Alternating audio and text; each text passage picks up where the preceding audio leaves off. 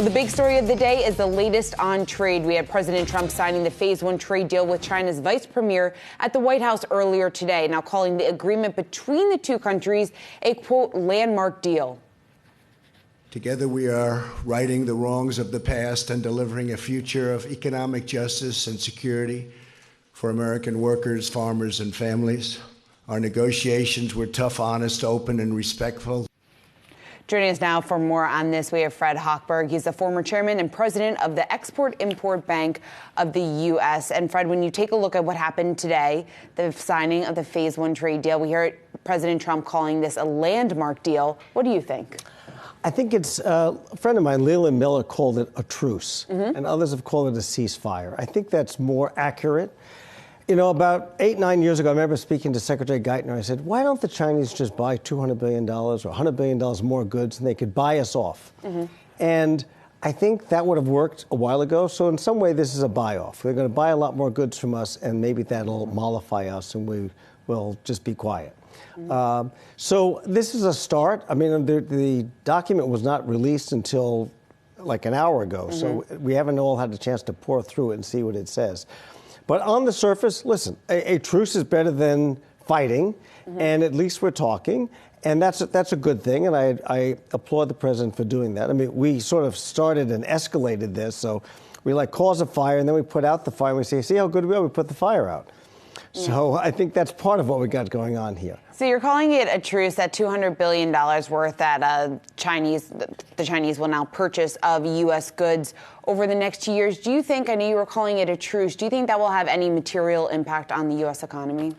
Well, let me say this. Exports support jobs, and that I know very well from my 8 years working for President Obama and partly why I wrote this book. So exports support jobs. So an extra $200 billion worth of exports from agriculture to manufacturing to services is certainly going to help our economy. So that would be a good thing.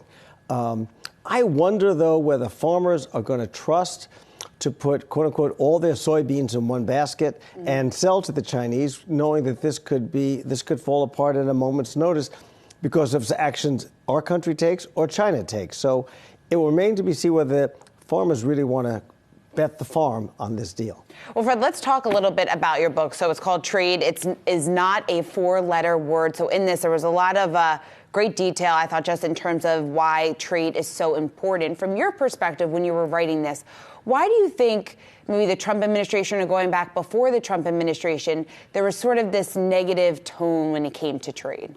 Well, trade has always been good, and exports have been good. Trade deals are often been sold to the American public and the voting public as about jobs. And they're not about jobs. They're about rules of engagement. They're about what happens if we have a disagreement. They're about what are the labor standards, what are the environmental and energy standards. But they're really not about jobs.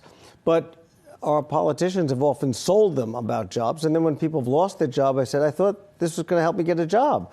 So NAFTA was about stitching the economies of Mexico, the U.S., and Canada together, initially to compete with Europe. That was President Reagan's concern, and obviously to compete with Asia.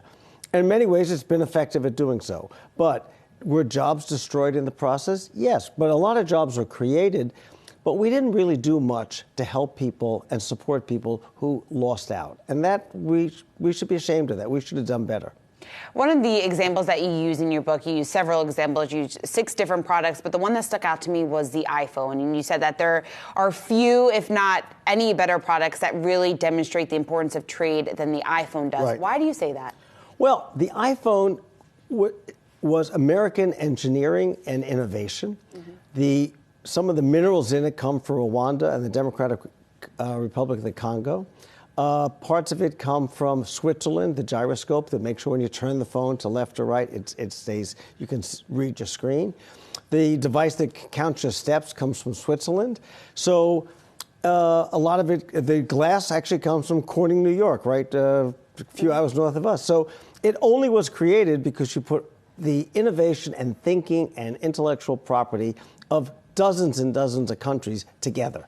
So it is the embodiment. It's what global trade's about. Without it, we would not have an iPhone. You talk about the importance of trade as it stands right now with the U.S. and China. We do have this phase one deal. Now there's lots of questions in terms of what the next step will be. Will we get some sort of phase two agreement? Where do you stand on that? Well, the Chinese, I spent 8 years chairing the Export-Import Bank with President Obama. We had an annual dialogue with the Chinese.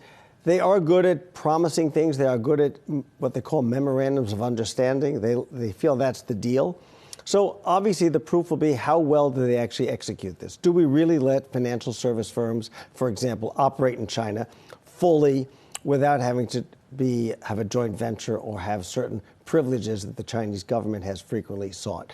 So if that happens, then we're moving forward. But I think there's to call this sort of heralded as the most legendary, far-reaching, we've heard that kind of exaggeration before. We have. All right, Fred Hochberg, author of the new book, Trade is Not a Four-Letter Word. Thanks so much for joining me today. Thanks.